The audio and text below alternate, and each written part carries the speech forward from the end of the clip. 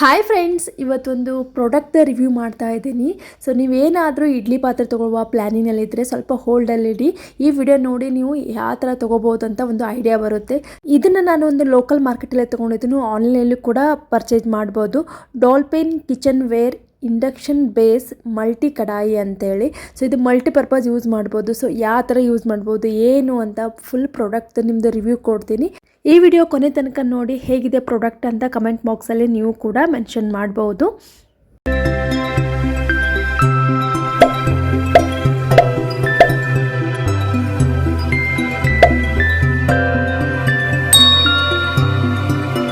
ಮೊದಲೇದಾಗಿ ಈ ಪ್ರಾಡಕ್ಟ್ ಬಂದು ಸ್ಟೇನ್ಲೆಸ್ ಸ್ಟೀಲ್ನಲ್ಲಿದೆ. ಸೊ ನಾರ್ಮಲಿ ನಾವು ಏನು ಇಡ್ಲಿ ಪಾತ್ರೆ ಇರುತ್ತಲ್ಲ, ಯೂಶ್ವಲಿ ಅಲ್ಯೂಮಿನಿಯಮ್ದಲ್ಲಿ ಇರುತ್ತೆ. ಸೊ ಅಲ್ಯೂಮಿನಿಯಂ ಬಳಸಿದಷ್ಟು ಒಳ್ಳೆಯದಲ್ಲ ಅಂಥೇಳಿ ಸೊ ಸ್ಟೇನ್ಲೆಸ್ ಸ್ಟೀಲ್ಗೆ ಎಲ್ಲರೂ ಕನ್ವರ್ಟ್ ಆಗಿದ್ದಾರೆ. ಸೊ ಇದ್ರದ್ದು ಸ್ಪೆಷಾಲಿಟಿ ಏನಂತಂದರೆ ಮಲ್ಟಿಪರ್ಪಸ್ ಆಗಿ ನಾವು ಈ ಕಡಾಯಿನ ಬಳಸ್ಬೋದು. ಹಾಗೆ ತುಂಬ ಕಾಂಪ್ರೆಸ್ ಆಗಿರುವುದರಿಂದ ಜಾಗನೂ ತುಂಬ ಹಿಡಿಯೋದಿಲ್ಲ. ಸೊ ಆರಾಮಾಗಿ ನಾವು ಕಿಚನ್ನಲ್ಲಿ ಇಟ್ಕೊಂಡು ಮಾಡ್ಬೋದು. ಸೊ ಮುಂಚೆ ಅಂದರೆ ತುಂಬ ದೊಡ್ಡ ಬಾಕ್ಸ್ ಥರ ಇರ್ತಿತ್ತು. ಸೊ ಅದು ಇಡೋದಕ್ಕೆ ಜಾಗನೇ ಇರ್ತಿದ್ದಿಲ್ಲ. ಬಟ್ ಈ ಪ್ರಾಡಕ್ಟಲ್ಲಿ ನಿಮಗೆ ಸ್ಪೇಸ್ ಜಾಸ್ತಿ ಹಿಡಿಯೋದೇ ಇಲ್ಲ. ಸೊ ಹಾಗಾಗಿ ಇದು ಎಲ್ಲರಿಗೂ ನಾನು ರೆಕಮೆಂಡ್ ಮಾಡ್ತೀನಿ. ಸೊ ನೋಡೋಣ ಮೊದಲು ಹೇಗಿದೆ ಪ್ರಾಡಕ್ಟ್ ಅಂತ ರಿವ್ಯೂ ಕೊಟ್ಬಿಡ್ತೀನಿ.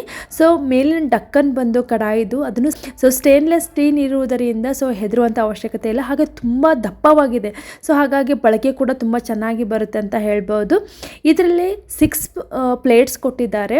ಸೊ ಯಾವ್ಯಾವ ಅಂತ 1 by 1 ಹೇಳ್ತೀನಿ. ಹಾಗೆ ಮೇನ್ ಕಡಾಯಿ ಬಂದು ತುಂಬಾ ಚೆನ್ನಾಗಿದೆ. ಸ್ಟೇನ್ಲೆಸ್ ಸ್ಟೀಲ್ ಇರುವುದರಿಂದ ನಾವು ಆರಾಮಾಗಿ ಇದು ಮಲ್ಟಿಪರ್ಪಸ್ ಆಗಿ ಈ ಕಡಾಯಿನ ಬಳಸ್ಬೋದು. ಅಂದರೆ ನಾವು ಪಲ್ಯ ಮಾಡೋದಕ್ಕಿರ್ಬೋದು, ಸಾಂಬಾರು ಮಾಡೋದಕ್ಕಿರ್ಬೋದು, ಅಥವಾ ಒಂದು ಏನೋ ಸ್ವೀಟ್ ಮಾಡ್ತೀವಿ, ನಮಗೊಂದು ಕಡಾಯಿ ಬೇಕು, ಅಥವಾ ಉಂಡೆ ಮಾಡಬೇಕಂತಂದರೆ ಏನಾದರೂ ಒಂದು ದೊಡ್ಡದಾದ ಪಾತ್ರೆ ಬೇಕಂದರೆ ಇದನ್ನು ಕಡಾಯಿನ ಆ ಥರ ಬಳಸ್ಬೋದು. ನೋಡ್ಬೋದು ತಳ ಬೇಸ್ ಎಷ್ಟು ಚೆನ್ನಾಗಿದೆ ಅಂದರೆ 3 ಲೇಯರ್ ಸ್ಟೀಲ್ ಇರುತ್ತಲ್ವ, ಆ ಥರ ನಾರ್ಮಲ್ ನಾವು ಕಡಾಯಿ ತಗೋತೀವಲ್ಲ ಅದೇ ಥರ ಇದೆ. ಸೊ ಹಾಗಾಗಿ ನಾವು ಇದನ್ನು ರೆಕಮೆಂಡ್ ಮಾಡ್ತೀನಿ, ಯಾಕಂದರೆ ಇದು ಮಲ್ಟಿಪರ್ಪಸ್ ಆಗಿ ಈ ಕಡಾಯಿನೂ ಕೂಡ ನಾವು ಬಳಸ್ಬೋದು ಅಂತ ಹೇಳಿ. ನೆಕ್ಸ್ಟ್ ಬಂದು 6 ಪ್ಲೇಟ್ಸ್ ಇದೆ. ಯಾವ್ಯಾವ ಅಂತ ನಿಮಗೆ ಹೇಳ್ತೀನಿ. ಸೊ ಮೊದಲೇದಾಗಿ ಇಡ್ಲಿಗೆ 2 ಪಾತ್ರೆ ಕೊಟ್ಟಿದ್ದಾರೆ. ಅದು ಮೀಡಿಯಮ್ ಸೈಜ್ ಅಥವಾ ಆಲ್ಮೋಸ್ಟ್ ಒಂದು ದೊಡ್ಡ ಸೈಜ್ ಅಂತ ಹೇಳ್ಬೋದು ಇಡ್ಲಿ ಪಾತ್ರೆ ಇದೆ. ಇಡ್ಲಿ ಪ್ಲೇಟ್ ತುಂಬಾ ದಪ್ಪದಾಗಿದೆ. ಹಾಗಾಗಿ ಕ್ವಾಲಿಟಿಯಲ್ಲಿ ಕಾಂಪ್ರಮೈಸ್ ಇಲ್ಲವೇ ಇಲ್ಲ ಅಂತ ಹೇಳ್ಬೋದು.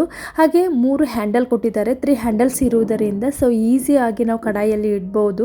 ತುಂಬ ಬಿಸಿ ಇದ್ದಾಗ ಹೆದರುವ ಅವಶ್ಯಕತೆ ಇಲ್ಲ. ಚೆನ್ನಾಗಿ ಈಸಿಯಾಗಿ ನಾವು ತೆಗೆಯಬಹುದು ಅಥವಾ ಇಡ್ಬೋದು ಅಂತ ಹೇಳ್ಬೋದು. ಆ ಥರ 2 ಪ್ಲೇಟ್ಸ್ ಕೊಟ್ಟಿದ್ದಾರೆ. ಸೊ ಒಂದು ಕಡಾಯಿಯಲ್ಲಿ 2 ಪ್ಲೇಟ್ಸು ಫಿಟ್ ಆಗುತ್ತೆ. ಸೊ ನಾವು ಜಾಸ್ತಿ ಇಡೋದಕ್ಕೆ ಆಗಲ್ಲ, ಜಸ್ಟ್ 2 ಪ್ಲೇಟ್ಸ್ ಅಷ್ಟೇ ಇಡ್ಬೋದು. ಸೊ ಕೆಳಗಡೆ ನೀರು ಹಾಕಿ ಮೇಲೆ ಈ ಥರ 2 ಇಡ್ಲಿ ಪಾತ್ರೆನೇ ಇಡ್ಬೋದು. ಒಂದು ಇಡ್ಲಿ ಪಾತ್ರೆಯಲ್ಲಿ 7 ಇಡ್ಲಿ ಬರುತ್ತೆ. ಸೊ ಫಸ್ಟ್ ಟೈಮು ಒಂದು 14 ಇಡ್ಲಿ ದಪ್ಪದಾದಂಥ ಒಂದು ದೊಡ್ಡ ಸೈಜ್ ಇರುವಂಥ ಇಡ್ಲಿಯನ್ನು ಮಾಡ್ಕೋಬೋದು. ನೆಕ್ಸ್ಟ್ ಇನ್ನೊಂದು ಪ್ಲೇಟ್ ಬಂದು ಈ ಥರ ಮಿನಿ ಇಡ್ಲಿ ಕೊಟ್ಟಿದ್ದಾರೆ. ಇದು ಸ್ಪೆಷಲಿ ಮಕ್ಕಳಿಗಂತೂ ತುಂಬಾ ಹೆಲ್ಪ್ ಆಗುತ್ತೆ. ಸೊ ತಿನ್ನೋದಕ್ಕೆ ಅವ್ರಿಗೆ ಈಸಿ ಆಗುತ್ತೆ. ಹಾಗೆ ನೀವು ಸ್ಕೂಲ್ಗೆ ಲಂಚ್ ಬಾಕ್ಸ್ಗೆ ಏನಾದರೂ ಕಟ್ಟಬೇಕಂದ್ರೆ ಇಡ್ಲಿದು ಸೊ ಕಟ್ ಮಾಡಿಡುವ ಅವಶ್ಯಕತೆ ಇಲ್ಲ. ಈ ಥರ ಮಿನಿ ಇಡ್ಲೀಸನ್ನು ಮಾಡಿದರೆ ತುಂಬ ಇಷ್ಟಪಟ್ಟು ತಿಂತಾರೆ ಮಕ್ಕಳಂತ ಹೇಳ್ಬೋದು. ನೆಕ್ಸ್ಟ್ ಬಂದು ಸ್ಟೀಮರ್ ಇದೆ. ಸೊ ಸ್ಟೀಮರ್ ಪ್ಲೇಟ್ ಬಂದು ಒಂದೇ ಕೊಟ್ಟಿದ್ದಾರೆ. ಈ ಸ್ಟೀಮರನ್ನು ಬಳಸಿ ನೀವು ಕಡುಬು ಮಾಡ್ಬೋದು, ಅಥವಾ ಏನಾದರೂ ವೆಜಿಟೇಬಲ್ಸನ್ನು ನೀವು ಏನಾದರೂ ಬಾಯ್ಲ್ ಮಾಡಬೇಕು ಜಸ್ಟ್ ಅಂತಂದರೆ ಇದ್ರ ಮೇಲೆ ಇಟ್ಟು ನೀವು ಮಾಡ್ಬೋದು. ತುಂಬ ಬೇಗ ಆಗುತ್ತೆ ನಾರ್ಮಲ್ ಇಡ್ಲಿ ಪಾತ್ರೆ ಕಂಪೇರ್ ಮಾಡಿದರೆ. ಕಡಾಯಿಯಲ್ಲಿ ಸೊ ಸ್ಟೀಮಿಂಗ್ ಬೇಗನೆ ಆಗುತ್ತೆ. ಸೊ ಜಾಸ್ತಿ ಟೈಮ್ ತೊಗೊಳ್ಳಲ್ಲ. ಅದು 20 ಮಿನಿಟ್ಸ್ ತೊಗೊಂಡ್ರೆ ಇದು 10 ಮಿನಿಟ್ಸಲ್ಲಿ ಇಡ್ಲಿ ರೆಡಿ ಆಗುತ್ತೆ. ನೆಕ್ಸ್ಟ್ ಬಂದು 2 ಪ್ಲೇಟ್ಸು ಡೋಕ್ಲಾ ಅಂತ ಮಾಡ್ತಾರಲ್ಲ, ಸೊ ಅದನ್ನು ಮಾಡ್ಬೋದು. ಸೊ ಅದು 2 ಪಾತ್ರೆ ಕೊಟ್ಟಿದ್ದಾರೆ. ಇಲ್ಲಿ ನನಗೆ ಏನು ಇಷ್ಟ ಆಗಿಲ್ಲ ಅಂತಂದರೆ ಇದು ಡೋಕ್ಲಾದ 2 ಕೊಡುವ ಅವಶ್ಯಕತೆ ಇದ್ದಿದ್ದಿಲ್ಲ. ಇದ್ರ ಬದಲು ಸ್ಟೀಮರ್ದು 2 ಪ್ಲೇಟ್ ಮಾಡಿ ಇದು ಡೋಕ್ಲಾದು 1 ಪ್ಲೇಟ್ ಮಾಡಿದ್ರೆ ಇನ್ನೂ ಚೆನ್ನಾಗಿರುತ್ತೆ ಅಂತ ಅನ್ಕೋತೀನಿ. ಯಾಕಂದರೆ ಯೂಶ್ವಲಿ ನಾವು ವೆಜಿಟೇಬಲ್ಸನ್ನು ಬಾಯ್ಲ್ ಮಾಡೋದಿರ್ಬೋದು, ಅಥವಾ ನಾವು ಈ ಥರ ಹಬ್ಬದ ಟೈಮ್ದಲ್ಲಿ ಕಡುಬುಗಳು ಅಥವಾ ಮೋಮೋಸ್ ಮಾಡ್ತೀವಿ. ಸೊ 2 ಪ್ಲೇಟ್ ಇದ್ದರೆ ಇನ್ನೂ ಚೆನ್ನಾಗಿರ್ತಿತ್ತು ಅಂತ ನನ್ನ ಅನಿಸಿಕೆ. ಬಟ್ ಒಂದೇ ಕೊಟ್ಟಿದ್ದಾರೆ. ಡೋಕ್ಲಾಕ್ಕೆ 2 ಕೊಟ್ಟಿದ್ದರು.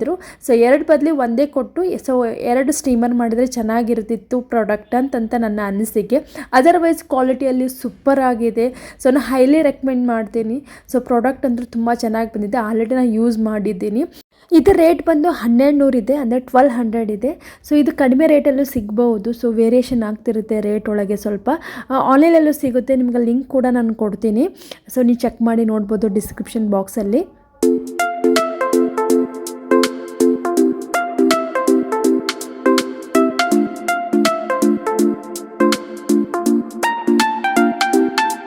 ನೆಕ್ಸ್ಟ್ ಈ ಪಾತ್ರೆನ ಚೆನ್ನಾಗಿ ನೀರಲ್ಲಿ ತೊಳ್ಕೊತಾ ಇದ್ದೀನಿ. ಸೊ ಫಸ್ಟ್ ಟೈಮ್ ಯೂಸ್ ಮಾಡ್ತಾ ಇದ್ದೀನಿ. ಸೊ ಹೇಗೆ ಯೂಸ್ ಮಾಡಿದೆ ನಾನು ಅಂತ ನಿಮ್ಮ ಜೊತೆ ಫುಲ್ ರಿವ್ಯೂ ಕೊಡ್ತಾ ಇದ್ದೀನಿ. ಇದು ಕ್ಲೀನ್ ಮಾಡಿ ಇಟ್ಕೊಂಡು ನಾನು ಮೊದಲೇದಾಗಿ ಕೊಬ್ಬರಿ ಕಡುಬನ್ನು ಮಾಡ್ತಾ ಇದ್ದೀನಿ. ಉತ್ತರ ಕರ್ನಾಟಕ ಸ್ಪೆಷಲ್ ಅಂತ ಹೇಳ್ಬೋದು. ಸೊ ಅದಕ್ಕಾಗಿ ಸ್ಟೀಮರ್ನ ಬಳಸ್ತಾ ಇದ್ದೀನಿ. ಅದಕ್ಕೆ ಸ್ವಲ್ಪ ಎಣ್ಣೆ ಸವರಿಟ್ಟಿದ್ದೆ. ಸೊ ಈಗ ಕೊಬ್ಬರಿ ಕಡುಬೆ ನಾವು ಏನು ಯೂಸ್ ಮಾಡ್ತೀವಿ ಅಂದರೆ ಕೊಬ್ಬರಿ, ಬೆಲ್ಲ ಮತ್ತೊಂದಿಷ್ಟು ಏಲಕ್ಕಿನ ತೊಗೊಳ್ತೀವಿ. ಸೊ ಅದನ್ನು ಎಲ್ಲನೂ ಮಿಕ್ಸ್ ಮಾಡಿ ನಾವು ಮಿಕ್ಸರ್ ಜಾರಲ್ಲಿ ಹಾಕಿ ಗ್ರೈಂಡ್ ಮಾಡ್ಕೊತಾ ಇದ್ದೀನಿ. ಈ ರೆಸಿಪಿನ ಆಲ್ರೆಡಿ ನಾನು ಶೇರ್ ಮಾಡಿದ್ದೀನಿ. ಸೊ ಇದೊಂದು ಒಳ್ಳೆ ರೆಸಿಪಿ ಅಂತ ಹೇಳ್ಬೋದು, ಹಬ್ಬಕ್ಕಷ್ಟೇ ಅಂತ ಅಲ್ಲ. ಸೊ ಮಕ್ಕಳಿಗೆ ಇದನ್ನು ಹೆಲ್ದಿ ಒಂದು ಸ್ವೀಟ್ ಅಂತೇಳಿ ಮಾಡಿಕೊಡ್ಬೋದು. ತುಂಬಾ ಟೇಸ್ಟಿಯಾಗಿರುತ್ತೆ, ಹಾಗೆ ಹೆಲ್ದಿನೂ ಕೂಡ. ಉಂಡೆ ಮಾಡ್ತೀವಿ ಯೂಸ್ವಲಿ. ಸೊ ಉಂಡೆ ಬದಲು ಈ ಥರ ನಾವು ಸ್ಟೀಮರ್ ಬಳಸಿ ಈ ಥರ ನಾವು ಕಡುಬು ಕೂಡ ಮಾಡ್ಬೋದು. ನೋಡ್ಬೋದು ಮಿಕ್ಸರ್ ಜಾರಲ್ಲಿ ಹಾಕಿದ್ಮೇಲೆ ಈ ಥರ ಪೌಡ್ರ್ ರೆಡಿ ಆಯಿತು. ಅದಕ್ಕೆ ಏಲಕ್ಕಿ ಪುಡಿನ ಹಾಕಿ ಚೆನ್ನಾಗಿ ಮಿಕ್ಸ್ ಮಾಡ್ಕೊತೀನಿ. ಹಾಗೆ ಗೋಧಿ ಹಿಟ್ಟನ್ನ ಹತ್ಕೊಂಡು ಅದನ್ನು ರೌಂಡಾಗಿ ಎಲೆ ಮಾಡಿಕೊಂಡು ಅದರೊಳಗೆ ಏನು ನಾನು ರೆಡಿ ಮಾಡ್ಕೊಂಡಂಥ ಸ್ಟಫಿಂಗನ್ನು ಹಾಕಿ ಈ ಥರ ಕಡುಬಿನ ಆಕಾರದಲ್ಲಿ ಮಾಡಿ ಇಡ್ತಾ ಇದ್ದೀನಿ. ಸೊ ಇದನ್ನು ನಾವು ಜಸ್ಟ್ ಒಂದು 10 ಮಿನಿಟ್ಸ್ ಬಾಯ್ಲ್ ಮಾಡಿದರೆ ಸಾಕು, ಸ್ಟೀಮ್ ಮಾಡಿದರೆ ಸಾಕಂತ ಹೇಳ್ತೀನಿ. ಸೊ ತುಂಬ ಈಸಿಯಾಗಿ ಜಟ್ಪಟ್ ಅಂತ ಆಗುತ್ತೆ. ಆಲ್ರೆಡಿ ಅದು ಕಡಾಯಿಯಲ್ಲಿ ನೀರು ಹಾಕಿ ನಾನು ಬಿಸಿ ಮಾಡೋದಕ್ಕೆ ಇಟ್ಟಿದ್ದೆ. ಸೊ ಹಾಗಾಗಿ ಇದನ್ನು ಇಡಿದ ತಕ್ಷಣ ಒಂದು 10 ಮಿನಿಟ್ಸ್ ಬಿಟ್ಟರೆ ಸಾಕು, ನಮ್ಮದು ಬಿಸಿ ಬಿಸಿ ಆದ ಕಡುಬು ರೆಡಿ ಆಗುತ್ತೆ. ಕಡಾಯಿದ ತಳ ದಪ್ಪ ಇರೋದರಿಂದ ಕುಕ್ಕಿಂಗ್ ಪ್ರೊಸೆಸ್ ಬೇಗನೆ ಆಗುತ್ತೆ ಅಂತ ಹೇಳ್ಬೋದು.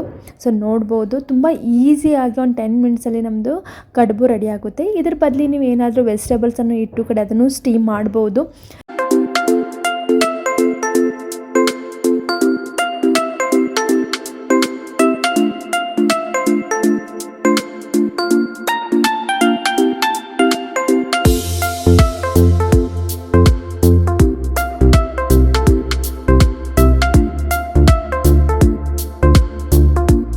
ನೆಕ್ಸ್ಟ್ ಬಂದು ಮಿನಿ ಇಡ್ಲೀಸನ್ನು ಹೇಗೆ ಮಾಡ್ಬೋದು ಅಂತ ತೋರಿಸ್ತಾ ಇದ್ದೀನಿ. ಯೂಶ್ವಲಿ ನಾವು ಇಡ್ಲಿ ಬ್ಯಾಟರ್ ರೆಡಿ ಆಗಿರುತ್ತಲ್ವ, ಅದನ್ನು ನಾವು ಈ ಥರ ಮಿನಿ ಇಡ್ಲಿ ಮೋಲ್ಡಿಗೆ ಹಾಕಿ ನಾವು ಇಟ್ಟರೆ ಸಾಕು. ಸೊ ಮೊದಲೇದಾಗಿ ಎಣ್ಣೆಯಿಂದ ಸವರಬೇಕಾಗುತ್ತೆ. ಅದಾದಮೇಲೆ ಇಡ್ಲಿದು ಬ್ಯಾಟರ್ ಹಾಕಿ ಒಂದು 10 ಮಿನಿಟ್ಸ್ ಬಾಯ್ಲ್ ಮಾಡಿದ್ರೆ ಸಾಕು, ನಮ್ಮದು ಇಡ್ಲಿ ರೆಡಿ ಆಗುತ್ತೆ. ತುಂಬ ಬೇಗನೆ ಆಗುತ್ತೆ.